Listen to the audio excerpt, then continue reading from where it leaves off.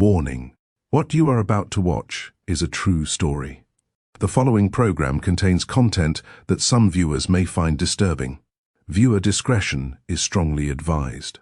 It seems that eyewitnesses will be the biggest asset to figuring out exactly what's happening.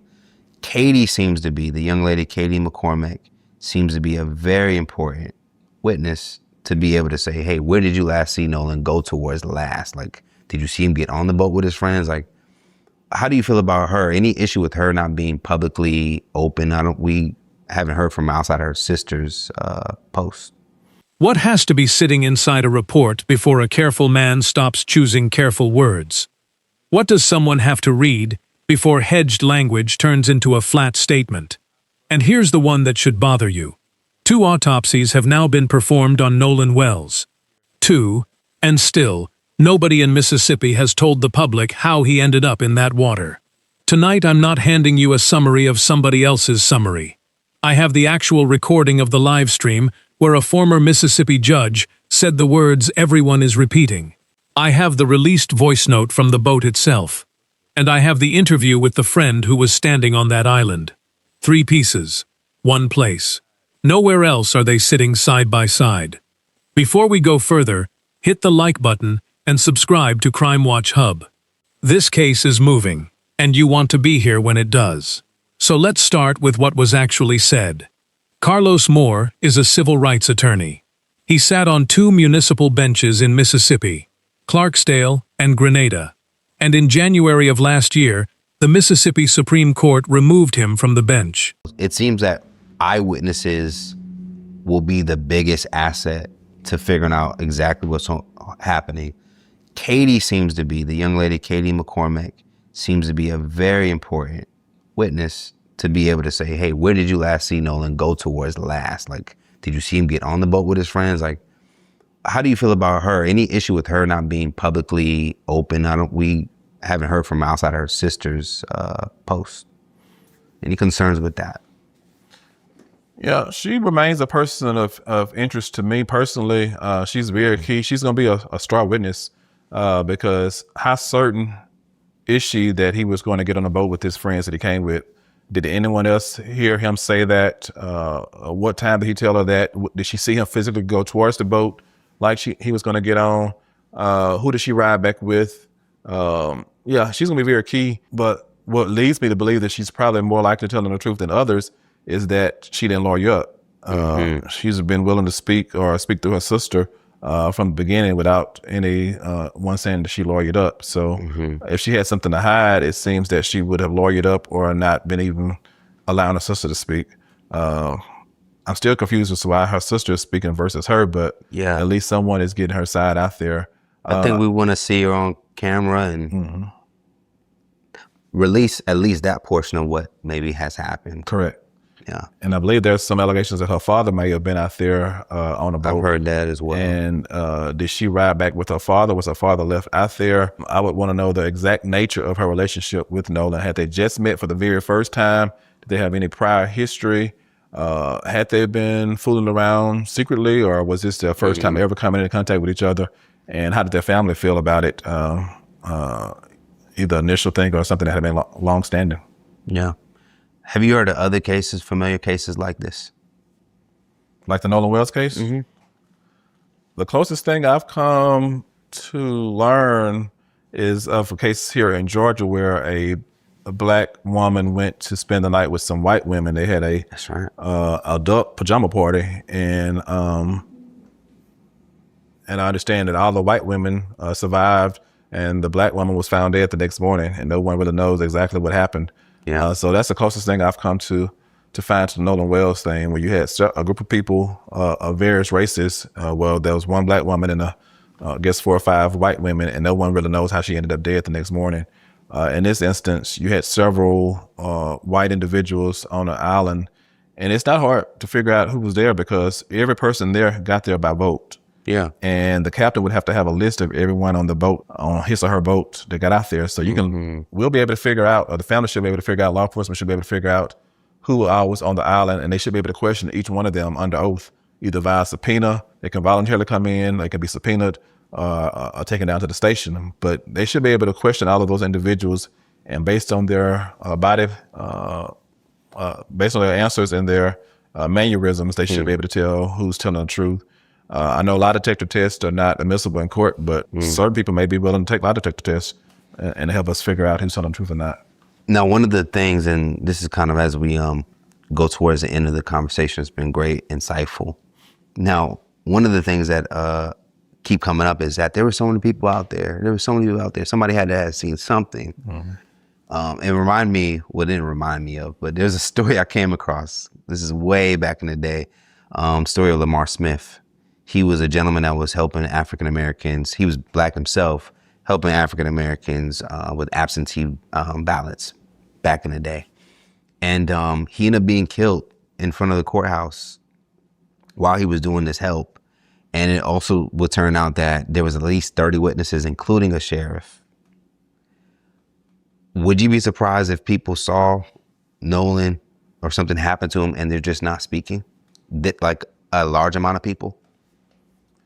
I wouldn't be surprised if I knew exactly the reasons they may not be speaking. Back in I guess you're talking about something that maybe happened in the 50s or 60s, when the person was killed right there on the courthouse steps, I believe in broad daylight. And it was witnessed by several people, and everyone knew who did. Everyone that witnessed it knew exactly who killed him, but no one was ever brought to justice. In Mississippi, the only thing as bad as being the N-word is being a N lover. And so is that in present day? It's coming back. When I was growing up there, it was not so much, but I believe now in the current climate, it's becoming more prevalent that you do not want to be the N-word or considered the N lover, and it could potentially have some ramifications. You're going to be socially ostracized, and depending on who, if this was foul play, depending on who may have killed or caused or contributed to Nolan's death, people could be concerned about their own safety, and if they say something, they may think that they may be killed themselves. Yes, indeed. So much to get into. I don't want to waste no time. I want to get right into it. How you feel about this second autopsy that was done on Nolan Wells? Yes, I think when we last spoke, we were awaiting the forensic autopsy because the original autopsy performed by the county examiner, we just weren't convinced it would be independent, quite frankly, because we weren't getting enough information from law enforcement. And so the forensic autopsy came back. And lo and behold, even though they're trying to downplay it, and I understand Ben Crump and NAACP and others don't want to try and jump to conclusion or step too far out, but the forensic autopsy showed that there was what they call discoloration. No, I call them bruises in the back of the head, appearing that someone has had their hand pressed at the back of their head, at the back of Nolan's head. That's concerning to me. And so hopefully we'll get some more insight on that. I'm not sure. It seems like there's another opportunity for them to investigate something physiological. I'm just not sure, because as far as I knew, the forensic autopsy is as far as you go, but we'll see. But yeah, that's what causes new concern. And then you've had different stories coming out from the teenagers. One of the young men himself spoke out about it, claiming they had begged Nolan to get on the boat, and that he wouldn't. Then there's the woman that he's supposed to have stayed back with. I think her name Katie or something. Well, he was supposed to have stayed back with Katie. That was their story. However, Katie's friend says that Katie she saw him only in passing on the island, didn't stay with him, and Katie isn't saying anything at all. So it's a lot of moving parts here, and I'm just hoping it's not one of those, quite frankly, and if his friends didn't have anything to do with it and they truly left him behind, etc., etc. He has discoloration, bruises on the back of his neck. something happened.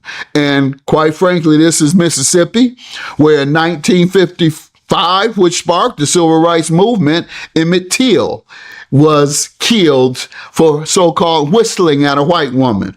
And now we're hearing Nolan Wells stayed back to be with a white woman, and he turns up dead with bruises behind his neck.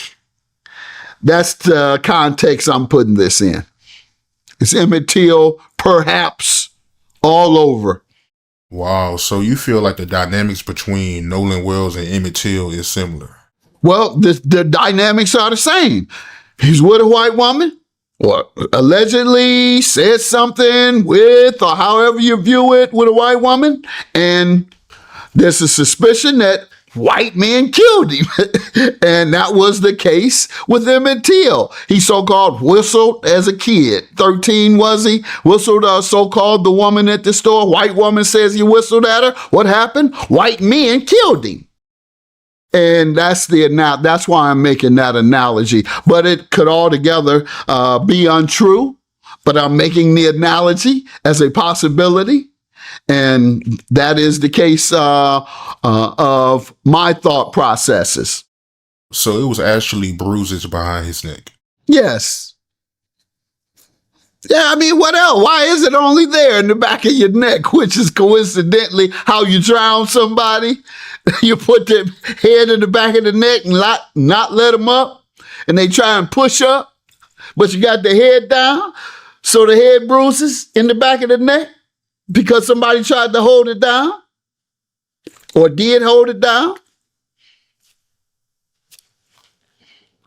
I'm only presenting the facts, and I only made the analogy to Emmett Till because it's the same optics. However, do I know whether it's the same? Do I know any of the factors that I'm suggesting is accurate? No, but I am making observations about the facts as I see them. And then I am, yes, speculating. And quite frankly, in the law, you're not supposed to speculate. You're supposed to have hard facts.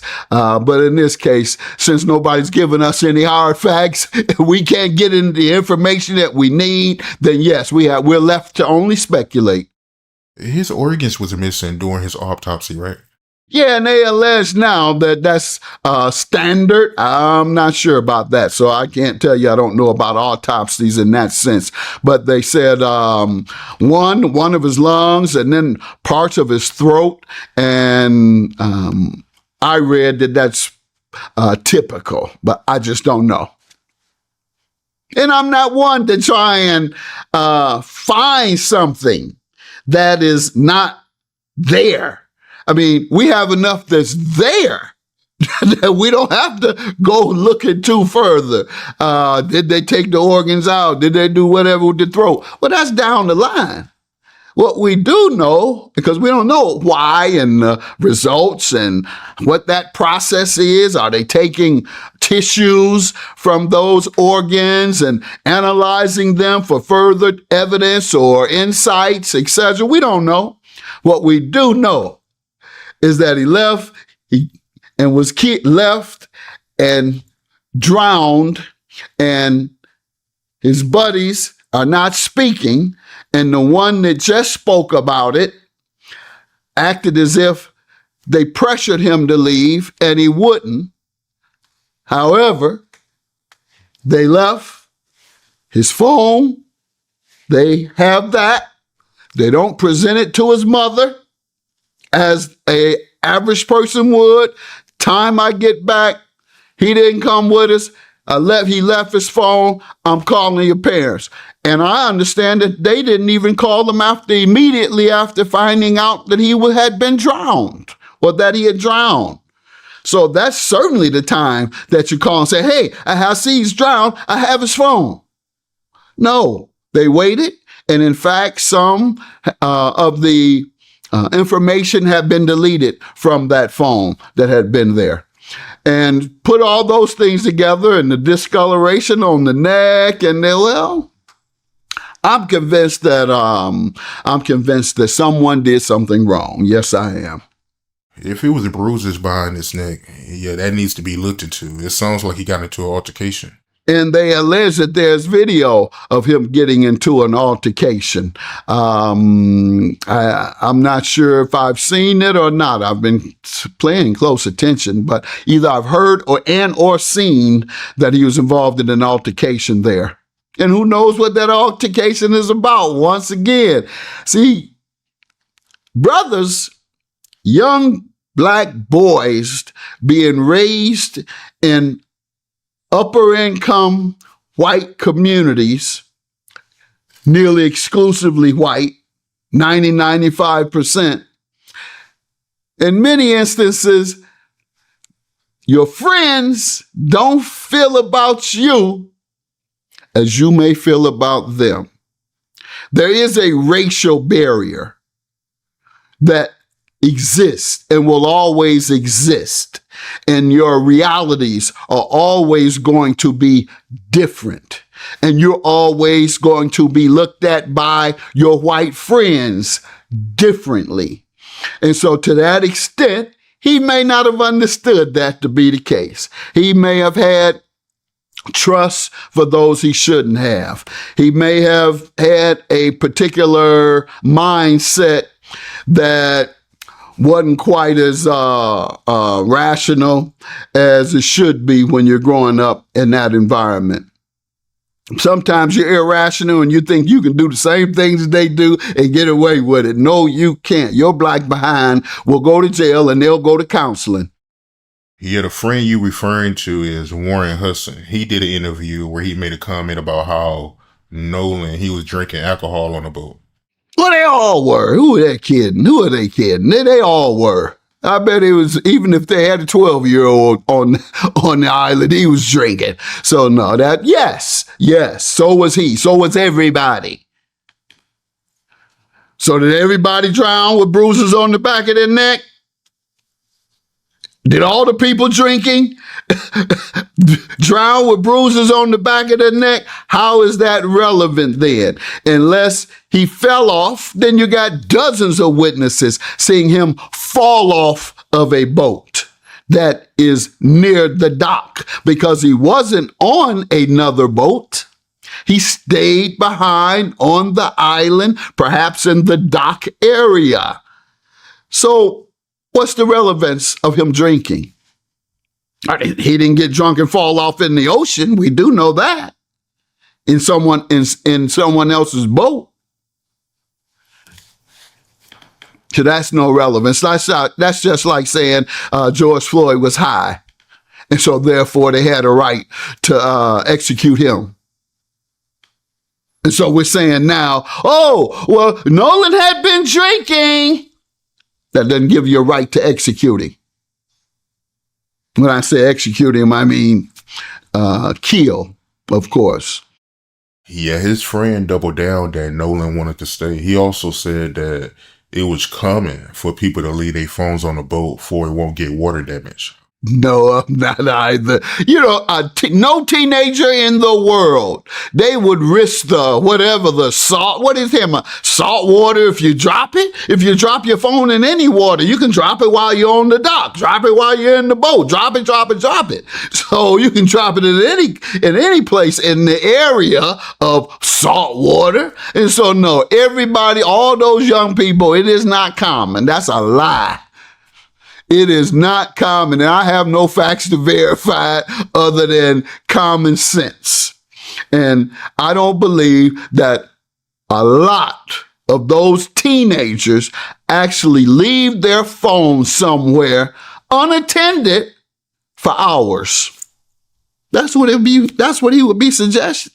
Because if you come there, you're not coming to the island for 10 minutes. You're coming to hang and party.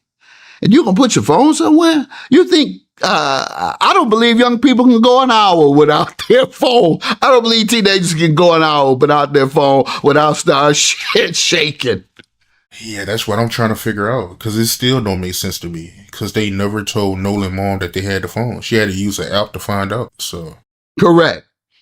Yeah, they had it and didn't turn it in. The only way they found it, as you just said, his mother had to use an app to find the phone, as opposed to them saying, oh, we have Nolan's phone. And the news comes on. Oh, Nolan is missing. Let's call his mom immediately. We don't have her number. Walk to the house. We didn't know the address. Oh, so he really wasn't your friend. Now we're getting closer to the truth. You don't even know where he lived. My sons, we did a version of our show today, the Mathis Family Tables, a YouTube show and podcast. And one of the things we discussed is, what are real friends? What does real friendship mean? And it was in the context of the Nolan Wells case. And it was easy for me. It means trust / loyalty, and then being able to identify with you.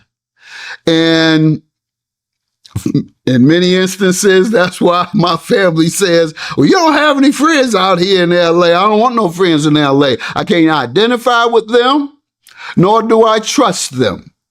And in fact, if I trust you and love you, you can cross me.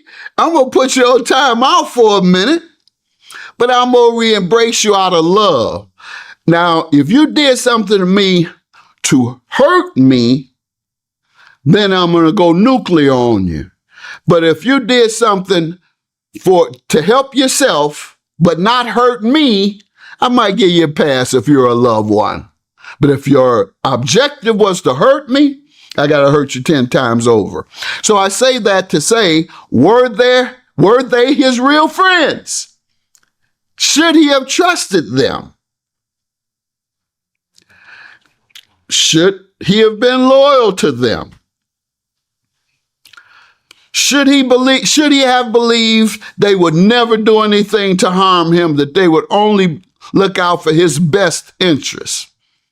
Probably not. He probably didn't know him that well enough to put that type of trust and faith in them. Yeah, he also said that he told the United States Coast Guard and Nolan's mom that he was missing. You call the Coast Guard, and you don't call his mother first. You call the Coast Guard.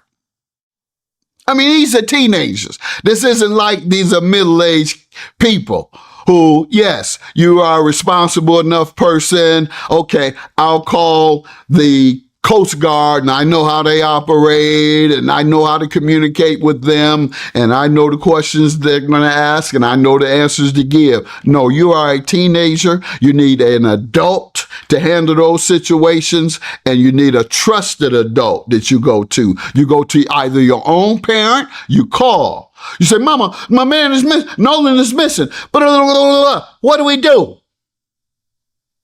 And they say, call 911 and have you call his parents. Maybe he called them. Well, no, we have his phone. Oh, he left his phone? Yeah, he left his phone. Why did he leave his phone? That's what would have happened. Would you call the Coast Guard if you're a teenager and your man ends up missing? Would you call the Coast Guard first? Or would you call your parents and say, what do I do? Or call his parent and say, what do I do?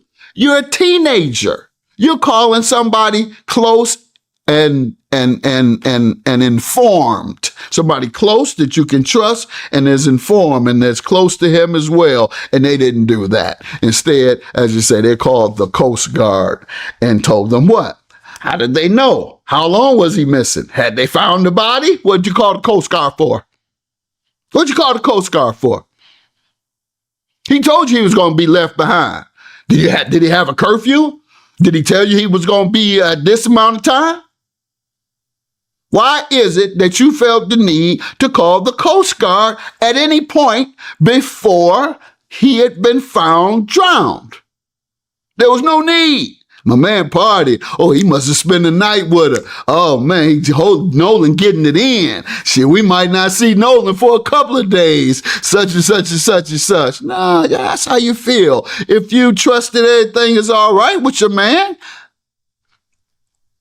it's only if you think something is wrong that you determine you need to call the authorities. Great point. That's a real good point. Because even if he did say that he was going to stay, why would you panic and report that he's missing? Even if he is a little late, that just could have been both of them vibing out and hanging out more than expected. Late what? Late what? Late from what? They don't know when he's coming back. He didn't tell them I'm going to be back at such and such time. He said, I'm staying. They claim that he said, I'm staying back with this woman. If you stand back with a woman, come on now, a teenager, you ain't giving your boys when you're going to get back. You're going to say, I see you when I see you. Hopefully it's tomorrow afternoon. After we do what we do. That's the mindset of a teenager staying behind and his boys going forward, knowing that their boy has been staying behind with his woman. But once again, the woman they claim he stayed with, her sister or best friend, said they only saw Nolan in passing on the island, not stayed with him. Did you hear about how Warren Hudson, his stepmom, is a judge? And I think she came out with a statement and she doubled down that, Nolan, he chose to stay behind at the island. Correct. And I guess it's just as, that's why it gives me such leniency to discuss what I believe to be the case. If another judge who was his mother and certainly biased had the tenacity to issue a press release confirming her beliefs in what her son said, which is biased in and of itself. Not one time have I ever accepted as evidence or solid testimony when someone tells me, well, I went over it with my mother and she can tell you. I got a letter from my mother. I got some evidence from my mother. Yeah, I know your mother. I got some evidence from my wife. Yeah, I know your wife gonna tell you what you want me. You're gonna tell me what your wife want me to tell you. Yeah, I know you do. But it's totally discounted because of the bias that is innate in their relationship. So, mother, you're a judge, you're a lawyer, whatever. The innate part of that is that they have a mother-son bond, and nothing penetrates that, not even the law. Some of us might have seen this series called Your Honor, where the sitting judge, his son killed someone accidentally, and that sitting judge harbored his son, protected his son, even breaking the law himself to do it. So certainly, just because his mother's a judge and sticks up for him doesn't make any difference than if she was a sister in the hood with 8 kids trying to make it on her own. Same difference. Mother-son bond. That's it. That's the only credibility I give to her letter.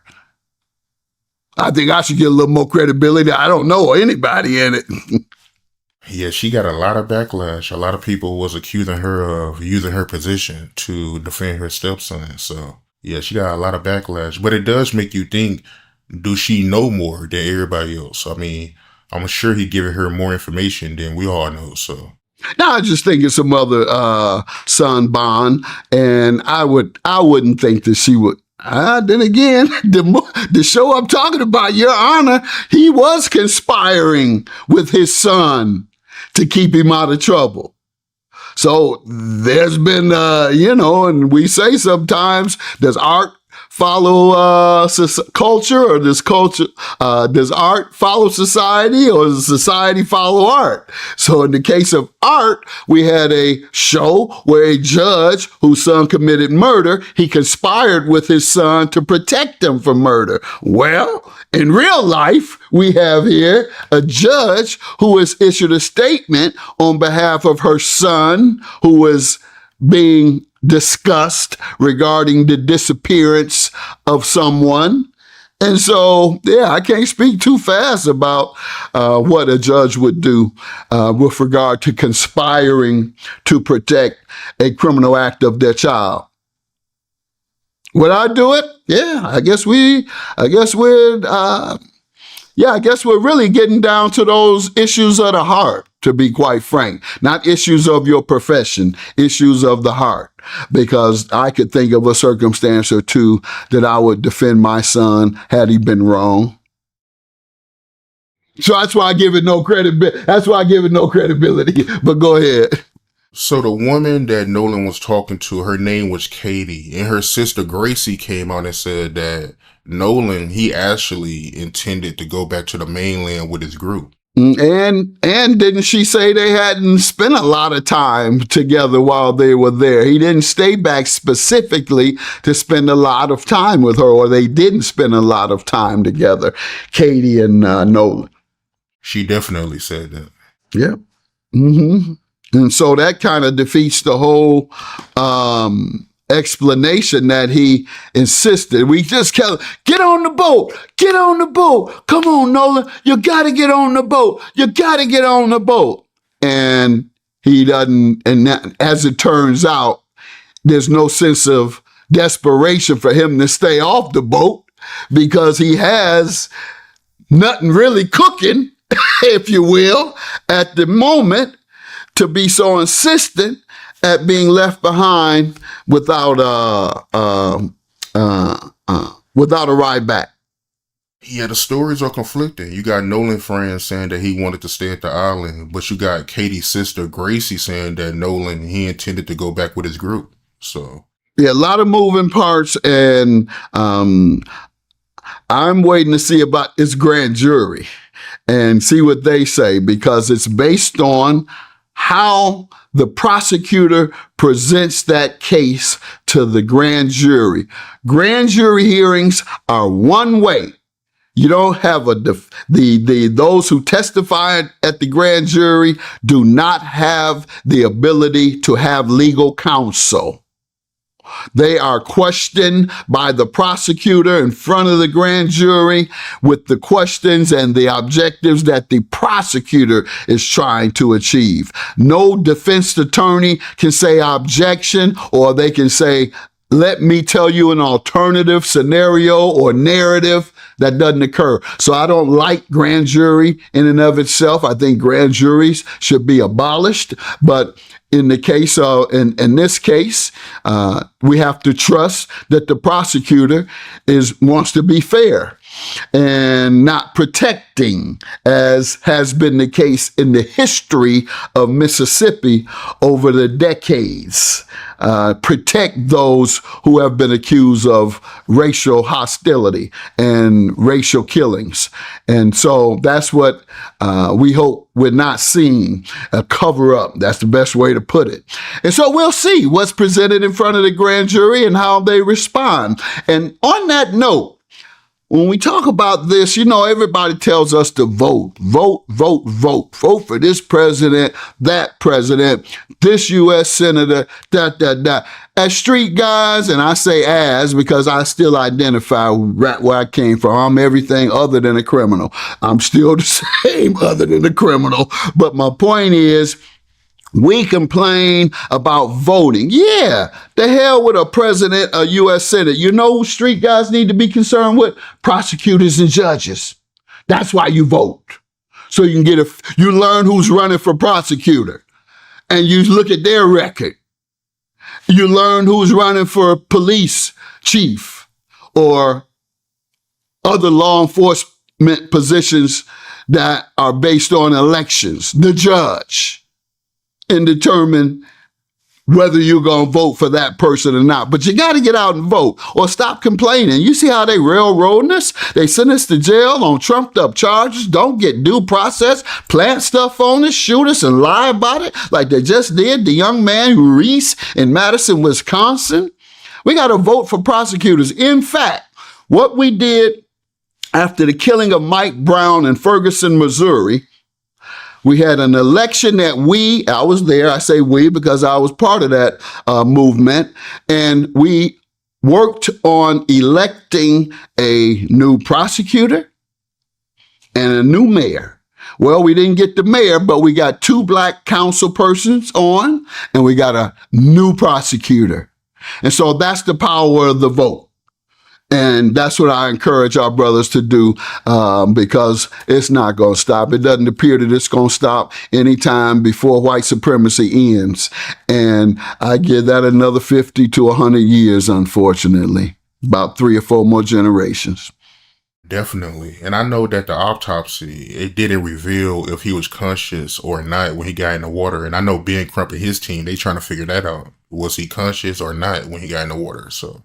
Yeah, and I wouldn't know scientifically whether they could, but we do know he had a discoloration, as they call it, bruises on the back of his neck, or a red bruise. That we do know that, or red discoloration, which reflects fresh bruises. And if you've been in the water, preserved by water, your tissues, then certainly you'll still be able to see that. It'll still be red. Yeah, and I know it's also being reported that the autopsy reports done by the state is not being released. And that's what's scary about the grand jury, because if you don't want us to see it, and you have a reason for that, okay, if your reason is you don't want to jump to conclusions too soon and ruin folks' lives and cause inflammatory in the community to be inflamed, etc. So let's be very careful and not let much out until we really know what the deal is. Okay, maybe so. On the other hand, let's not let too much out, because then they won't get a fair chance at a hearing. All kind of rational ways to protect the guilty. It's a enhanced audio that's going viral right now by Nolan's friend that I want you to check out. Check your phone right quick. I want to get your take on it.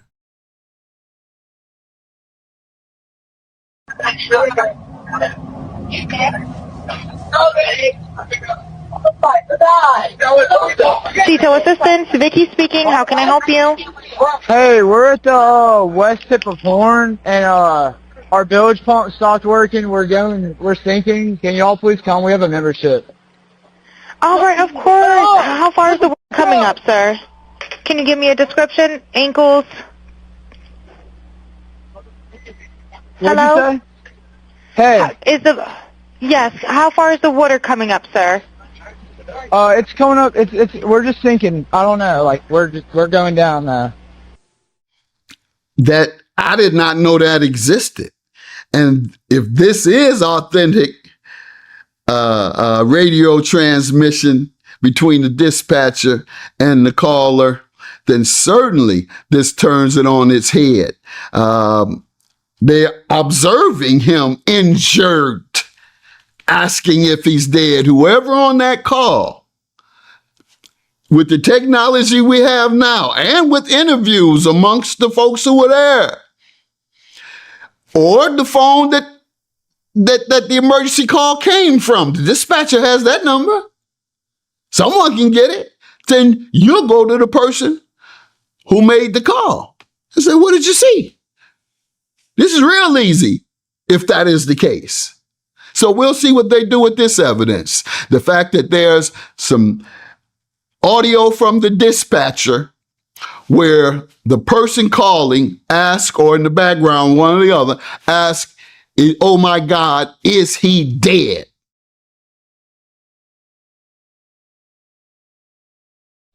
So that's a whole new level of evidence that I'm interested in seeing where they go with that.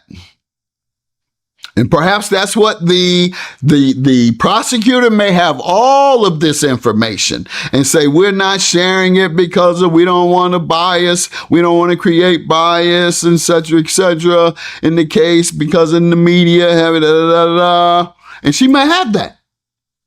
She may have that and take it right to the grand jury. That's what I'm hoping, if they don't disclose it to the widespread media this week. Yeah, I don't know how you can justify that audio. Can't. Not with someone in the background saying, "Is he dead?" Even if you were calling to say there was a fight, it sounds like you're looking at something that has already happened, and you witnessed what happened, and you're saying, "Did he die from what I just saw?" That's what you're saying? Oh, is he dead? Or what? Somebody walked you from around the park and said, hey, or around the other boat dock and say, hey, come look at this. No, you were there. So if that video and audio is correct, it's a whole nother level of evidence that indicates culpability. And just for clarity, what do you personally believe happened to Nolan Wells? Well, what we're told is that he got on the boat with several white buddies in Mississippi, went to Fun Island, for lack of a better term, where everybody goes to this island to have fun on their boats. Overwhelmingly 90 to 100% white, 99.9 perhaps if you include Nolan.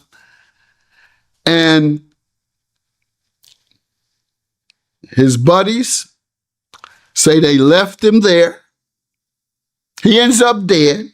His buddies say we left him there and we told him to come, let's go. He refused to go.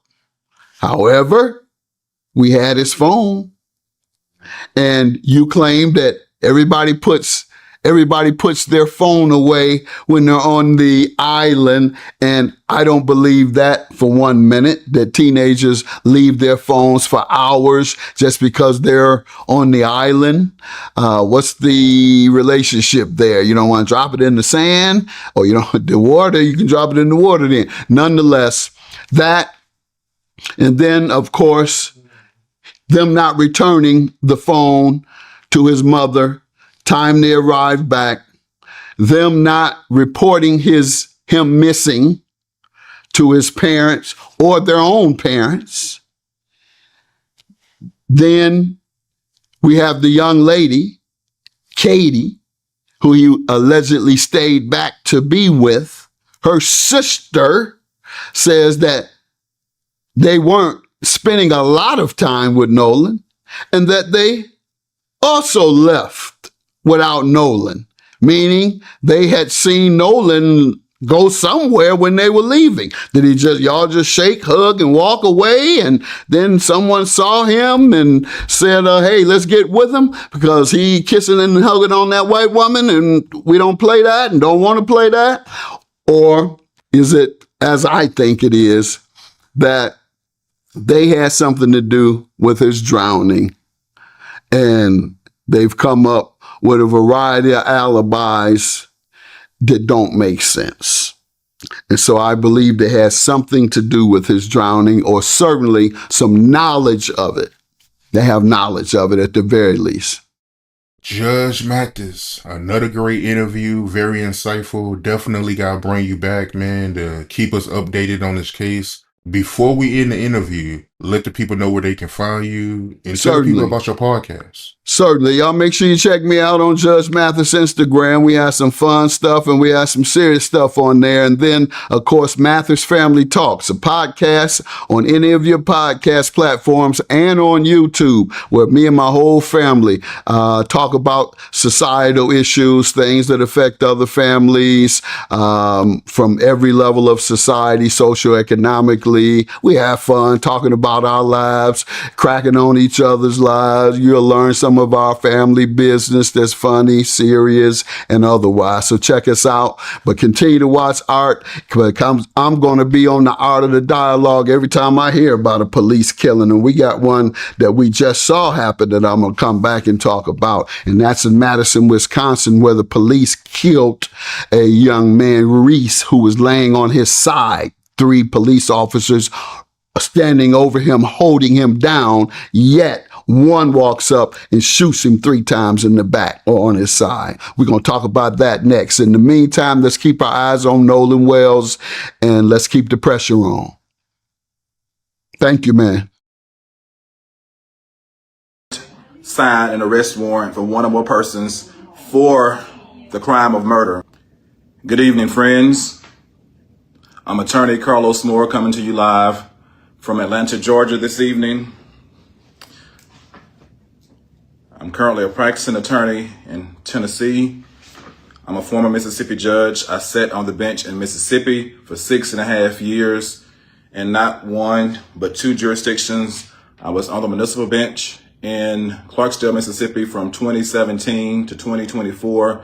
And I was on the municipal bench in Grenada, Mississippi from 2020 to 2024. So I had several years of experience. I had the authority to sign search warrants, arrest warrants.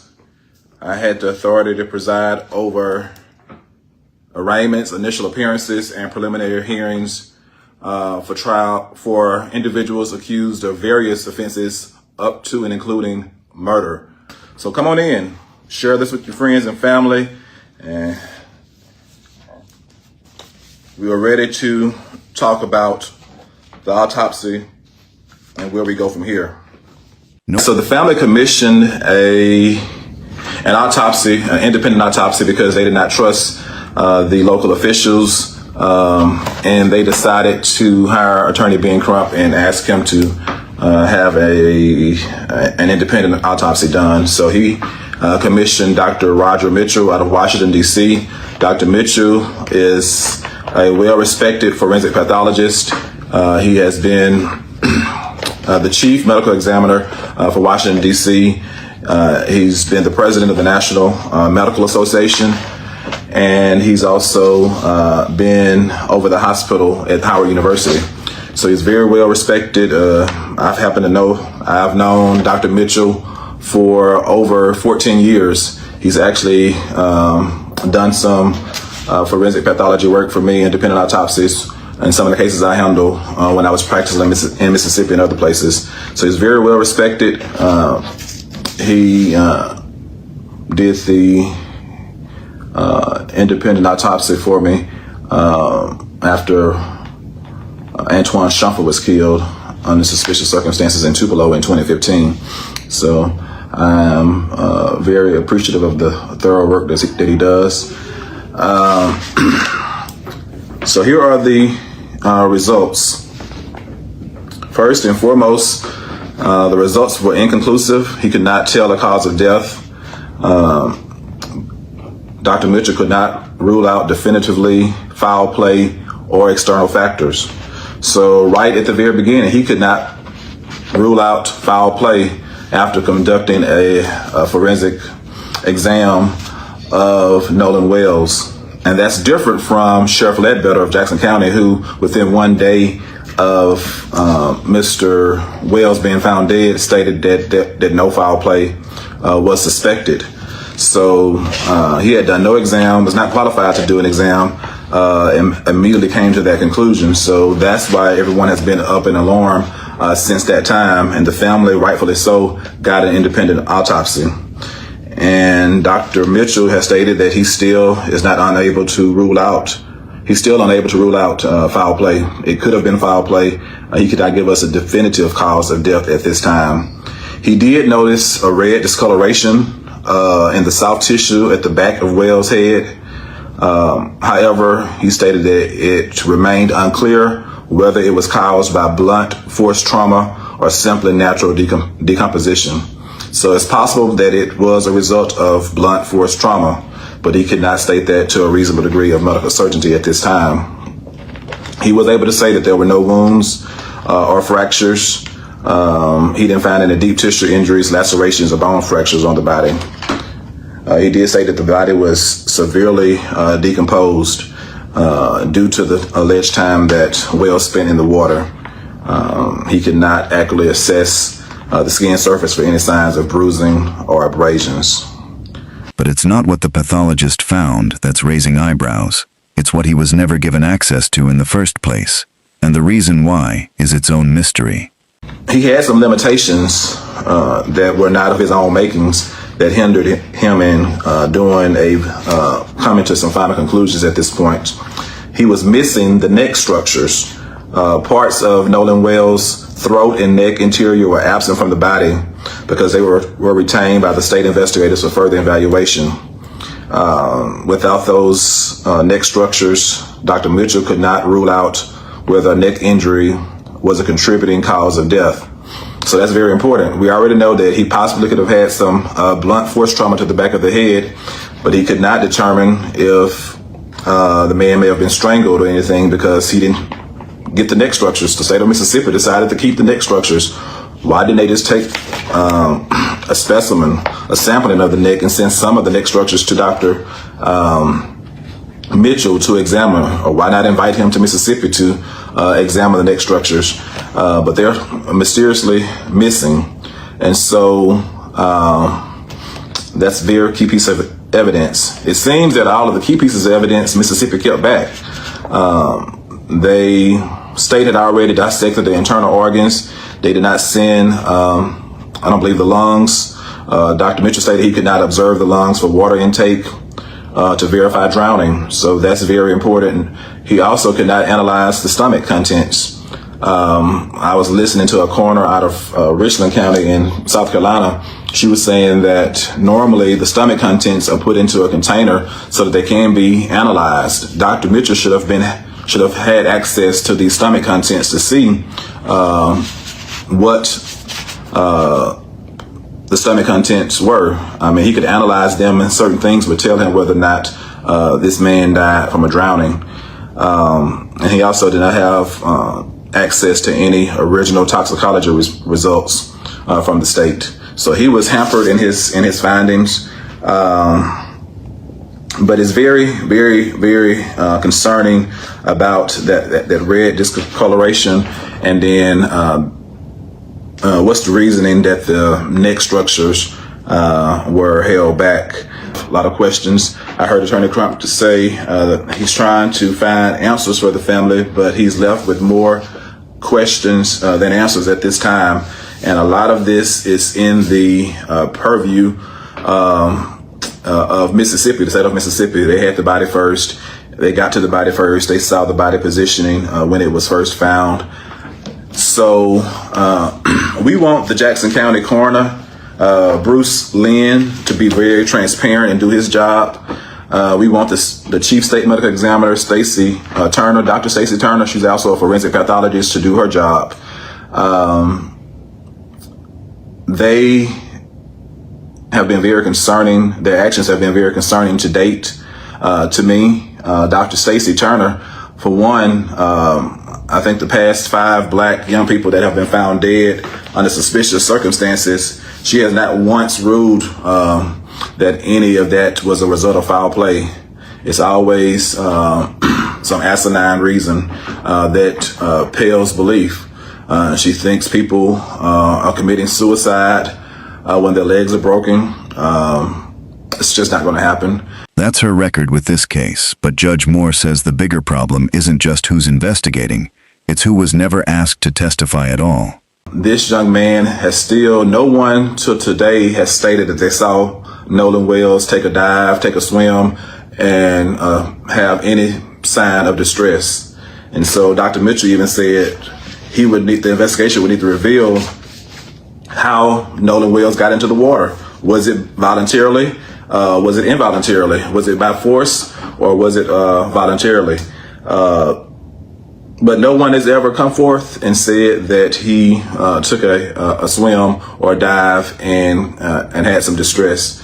And so that's very concerning. The lack of that eyewitness testimony. You had 200, 300, 400 people out on that island for the 4th of July, and not one person has come forth to say that they saw him go under.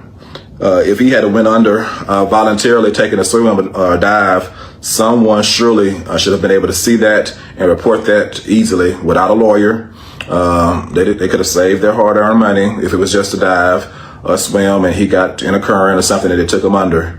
That is easy enough to report, but that has not happened, and we are way past 2 weeks now since. Other folks that need to do their job have a role to play in this investigation. You have the Mississippi Commissioner of Public Safety, Sean Tyndall. He is over the MBI and the Highway Patrol, the state troopers. He could have the MBI to come in and assist with this investigation. There's still a lot of unanswered questions. The Mississippi Attorney General is over the Public Integrity Division. There are a lot of people suspicious now of the public officials. People are suspicious of the medical examiner. They are suspicious of one judge in particular. They are suspicious of the sheriff of Jackson County. They're suspicious even of other officials in Jackson County. So at this point, some people are saying this is a great cover-up.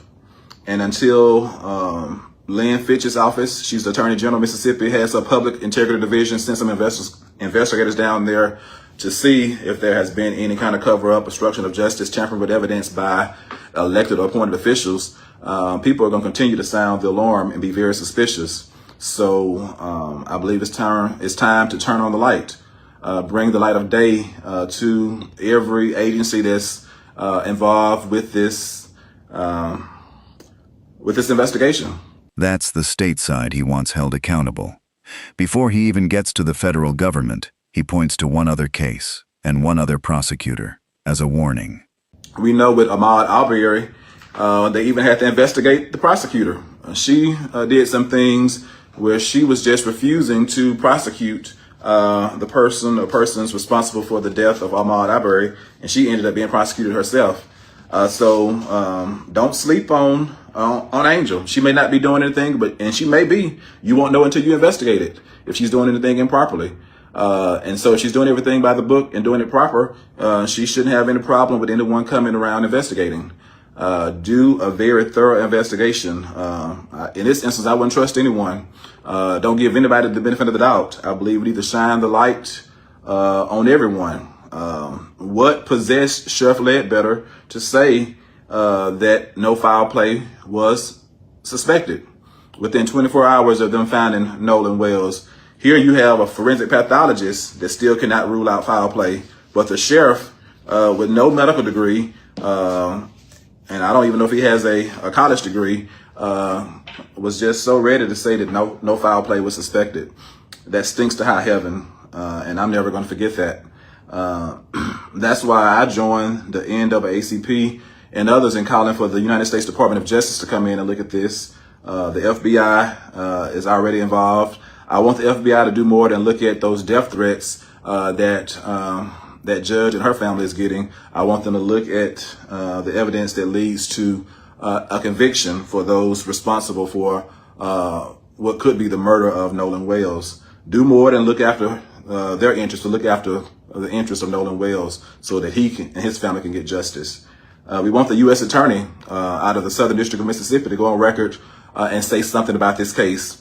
He needs to make sure that his office has an open file and is doing due diligence and doing a concurrent investigation. We do know that Horn Island is federal property, and they have concurrent jurisdiction with the Jackson County Sheriff's Department. We would like the Civil Rights Division of the United States Department of Justice to get involved and bring their resources to bear, because there has been a lot of racial undertones, and they need to determine if race had any part to play in Nolan's disappearance and his ultimate death. It all deserves a very thorough investigation. Now comes the moment he said he was waiting for. After weeks of holding back, he's ready to answer directly. So where do we go from here? I do believe at this point, and I told you that I wanted to wait. When I did my first or second live, I told you I needed to see the autopsy report before I could determine if I would sign, if I was still on the bench in Mississippi, if I would sign an arrest warrant for one or more persons related to this case for the murder of Nolan Wells. I told you at that time I had enough evidence. There was enough evidence that if someone brought me a search warrant to sign, I would have signed it for certain things. But I left, and I told you about some lesser crimes that I would have signed an arrest warrant for, lesser crimes. But the ultimate question of murder, with my 6.5 years of experience as a municipal judge, at this point, sitting here today on July the 22nd, 2026, if an investigator brought me an affidavit recounting several things, including the discoloration behind the head, I am prepared to tell you that I would, at this point, sign an arrest warrant for one or more persons for the crime of murder. I do believe circumstantial evidence leads me to believe that it is more likely than not that Nolan Wells was murdered rather than he just accidentally drowned. And I have come to this conclusion, and if it was properly documented and sent to me, if I had still been on the bench, I would sign an arrest warrant for one or more persons.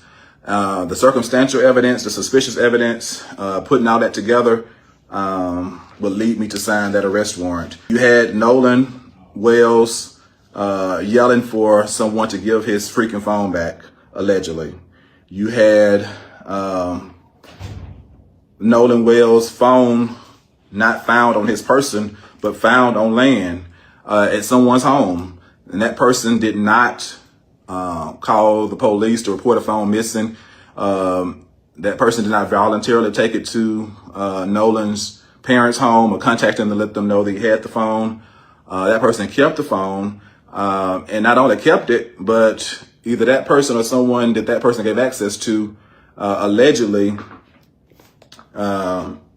deleted text messages and deleted pictures from Snapchat. And that's all alleged. But if that's true, that's very suspicious. And then the keys to the car, no one voluntarily took the keys to the father. The father had to go ask for the keys, and there was some kind of delay there. So that's all very suspicious. It's very suspicious, too, that certain friends did not help look for Nolan Wells on the next day, on July the 5th. I understand that those friends went and had breakfast and went on with their regular day. That's very suspicious for someone who calls themselves a friend of Nolan Wells. It's also suspicious, and I happened to attend the funeral on Monday. It's very suspicious to me that those same individuals did not attend the funeral of their so-called friend. That's very, very suspicious. If you are such a friend of someone that you grew up from childhood to adulthood, but you don't attend their funeral to express your condolences to their parents in person. I saw some other people that some of you Facebook sleuths have criticized. I even took a picture with at least one of the guys you've criticized, but yet and still he was at the funeral. He did not care about you criticizing him and saying he may have had something to do with it. Javon and Jalen were there at the funeral, and I took a picture with both of them. They were there, and I believe both of them were pallbearers, and I witnessed them physically weeping at the funeral. So that's the normal reaction of your friends when your friend dies suddenly. So they were there, and I witnessed that, and I also witnessed that those others were not there. Very suspicious. Very, very suspicious. So the phone, the conflicting stories. Katie says one thing and the boys say another thing. The Coast Guard said one thing and then they had to correct themselves and said someone called, one of those three friends on the boat called at 11 p.m. on Saturday night and inquired about Nolan Wells, but did not say enough for them to open up an official investigation and start a search. So all of that taken in conjunction with what was revealed from the independent autopsy preliminarily today would lead me at this point to say there's probable cause for an arrest of one or more persons for the murder of Nolan Wells.